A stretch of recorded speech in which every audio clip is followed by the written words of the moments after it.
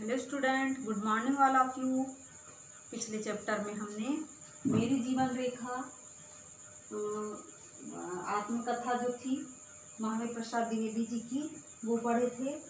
कक्षा 10वीं का जो चैप्टर है वो है ना। अब यानी उस घटना में जो हुआ था, यानी महावीर प्रसाद द्विवेदी जी के जो मित्र हैं वो चाह रहे थे कि उनकी घटना को सुने, परंतु महावीर प्रसाद द्विवेदी जी बताना नहीं चाह रहे थे। परंतु फिर बाद में कहते हैं कि मैं अपने मित्रों की कृपा का पात्र हूँ, इसलिए मुझे ऐसा नहीं करना चाहिए, मुझे अपनी घटना सुना ही देना चाहिए। फिर वो घटना जब सुनाते हैं तो बताते हैं कि मैं मतलब गांव के परिवार से हूँ, यानी गांव में मेरा जीवन हुआ है ना। उस समय हमारे परिवार को कितने रुपए मासिक वेतन मिलता था? 10 रुपये। बड़ी कठिनाइयों से मैंने घर पर रहकर ही मदरसे में उर्दू सीखा, घर पे रह के संस्कृत सीखा। फिर अंग्रेजी पढ़ने के लिए मैं रायबरेली के जिला स्कूल में जाया करता था, वहाँ मुझे 2 आने फीस देना पड़ता था, है ना। ऐसा करके बताया। फिर खाना बनाते नहीं आता था तो पीठ पर ही आटे और दाल की 26 मील दूर जाता था मैं, है ना, रायबरेली अंग्रेजी पढ़ने के लिए। और वहाँ पर संस्कृत छूत भाषा मानी जाती थी, तो फिर वहाँ पर अंग्रेजी के साथ साथ कौन सी भाषा पढ़ने मिली मुझे? फारसी भाषा। बोलते हैं, फिर बताने लगे वो कि अपनी घटना में अपने मित्रों को कि जब मैं जाता तो मुझे मतलब अपनी भूख शांत करने के लिए आटे और दाल को जो है पीठ पर लाद कर ले जाना पड़ता था, और मुझे खाना बनाना नहीं आता था तो मैं दाल में ही आटे की गोलियां बनाकर डालकर खा लेता था। इस प्रकार फिर मैं अपनी पढ़ाई वहीं तक ही मैंने समाप्त कर लिया। उसके बाद फिर मैंने एक नौकरी कर ली। वो कितने रुपए की नौकरी की थी उन्होंने? 15 रुपए की, है ना। फिर वो बम्बई चले गए। बम्बई में अपने पिताजी के पास तार का काम सीखे, मतलब जो लेटर पत्र बोलते हैं उसका काम सीखे। तब वहाँ पर उन्हें 50 रुपये मासिक वेतन मिलने लगा। वहाँ पर भी वो अच्छे लोगों की संगति में रहे और बोले कि अपनी ज़िंदगी में मैं हमेशा अच्छे लोगों की संगति में ही रहा। फिर कुछ जब अच्छी सफलता प्राप्त कर ली तो बुरी संगति में भी फंस गए, तो उसको हम आगे पढ़ेंगे। तो उन्होंने वहाँ पर नौकरी करते हुए अपने जीवन के 4 सिद्धांत निश्चित किए। उसमें से पहला सिद्धांत था कि मैं हमेशा वक्त की पाबंदी करूँगा और दूसरों को भी करना चाहिए। दूसरा उनका सिद्धांत था कि रिश्वत कभी नहीं लूँगा, जब भी नौकरी करूँगा तो रिश्वत कभी नहीं लूँगा। और उसके बाद तीसरा था अपना काम ईमानदारी से करूँगा। और चौथा था वो था कि ज्ञान वृद्धि के लिए सतत प्रयत्न करते रहूँगा। तो उसमें से 3 सिद्धांत को तो वो कर सकते थे, परंतु चौथे का थोड़ा सा उनको परेशानी थी। मतलब कैसे परेशानी? कि हमेशा ज्ञान वृद्धि के लिए मैं प्रयत्न करते रहूँगा, तो उसको भी अगर करना चाहे तो वो पूरी कर सकते थे। तो इस प्रकार वो करते रहे आजीवन। अब आगे की घटनाएं जो है हम आज आपको बता रहे हैं।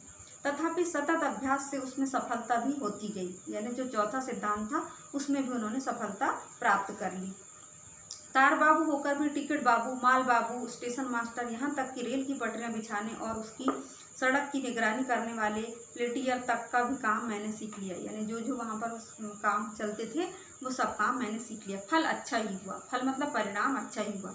अफसरों की नज़र मुझ पर पड़ी, मेरी तरक्की होती गई, यानी उन्नति होती गई। वह इस तरह की एक दफ़े छोड़कर मुझे कभी तरक्की के लिए दरख्वास्त नहीं देनी पड़ी। लोग प्रमोशन के लिए, तरक्की के लिए क्या करते हैं? दरख्वास्त देते हैं, आवेदन करते हैं, लेकिन इनको आवेदन देने की ज़रूरत नहीं पड़ी क्योंकि वो अपना काम ईमानदारी से करती थी। जब इंडियन मिडलैंड रेलवे बनी और उसके दफ्तर झांसी में खुले, तब जीआईपी रेलवे की मुलाजिम जो साहब वहाँ जनरल ट्रैफिक मैनेजर मुकर्रर होता है, मतलब नियुक्त हुए, वे मुझे भी अपने साथ झांसी लाए और नए नए काम मुझसे लेकर मेरी पदोन्नति करते गए। नए नए काम सिखाते गए और इस प्रकार उनकी उन्नति करते गए। इस उन्नति का प्रधान कारण मेरी ज्ञान लिप्सा मतलब मैं चौथा जो कारण था उनका कि चौथा जो नियम था उनका कि मैं मतलब अपनी ज्ञान वृद्धि के लिए सतत प्रयत्न करूंगा। तो जब भी कोई नई चीज़ आती तो वो उसमें इच्छुक रहते थे उसको सीखने के लिए। और गौण कारण उन साहब बहादुर की कृपा का गुणग्राहकता थी, यानी मैं अच्छा काम करता तो वो जो है मेरे ऊपर कृपा दृष्टि बरसाते थे। 10-12 वर्ष बाद मेरी मासिक आय मेरी योग्यता से कई गुना बढ़ गई। यानी 50 रुपये की नौकरी किया था और अब जो है उनकी वेतन जो है कई गुना बढ़ गई थी मेरी मासिक वेतन से। आगे देखिए, मैं यदि किसी के अत्याचार को सह लूँगा तो मेरी सहनशीलता अवश्य सूचित होती है। यानी बोलते मुझ पर कोई अत्याचार करता तो मैं उसे सहन कर लेता, पर उससे मुझे औरों पर अत्याचार करने का अधिकार नहीं हो जाता कि मैं भी जैसे मेरे पर अत्याचार हो रहा है तो मैं भी किसी पर अत्याचार करूं, ऐसा कभी नहीं होता। परंतु कुछ समय उत्तर बानक ऐसा बना कि मेरे प्रभु ने मेरे द्वारा औरों पर अत्याचार कराना चाहा। मेरे प्रभु से तात्पर्य उनके जो ऑफिसर हैं वो कहते थे कि वो दूसरों को ऐसा कहें वैसा कहें, इस प्रकार अत्याचार करें। हुक्म हुआ कि इतने कर्मचारियों को लेकर रोज सुबह 8 बजे दफ्तर में आया करो और ठीक 10 बजे मेरे कागज मेरी मेज पर मुझे रखे मिले, ऐसा करके हुक्म दिया, उन्होंने आदेश दिया। मैंने कहा मैं 8 बजे आऊँगा और पर औरों को आने के लिए लाचार ना करूँगा। वो कहते कि मैं सुबह 8 बजे आ जाऊँगा पर मैं दूसरे लोगों को ऐसा नहीं कहूँगा या उनको लाचार नहीं करूँगा। उन्हें हुक्म देना हुजूर का काम है, यानी आप ही उन्हें हुक्म दीजिए, मैं उन्हें हुक्म नहीं दूंगा, क्योंकि अगर मैं कहूँगा तो वो मुझ पर चिढ़ जाएंगे। बस बात बड़ी और बिना किसी सोचे समझे विचार किए मैंने इस्तीफा दे दिया, है ना, यानी त्याग पत्र दे दिया।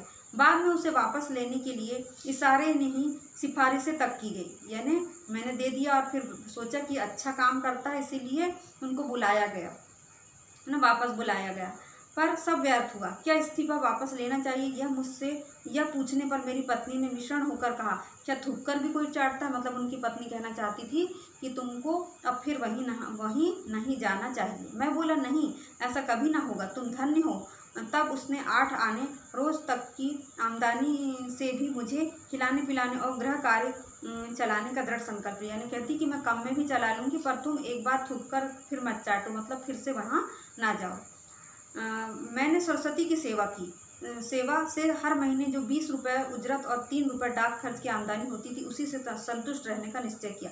सरस्वती पत्रिका उनकी प्रसिद्ध पत्रिका थी, ये हमने जीवन परिचय में भी बता चुके हैं कि 1903 से 1920 तक उन्होंने सरस्वती पत्रिका का संपादन किया और इसी बीच हिंदी का भी कार्य किया। तो उससे जो पैसे मिलते उसी से वे घर चला लेते थे।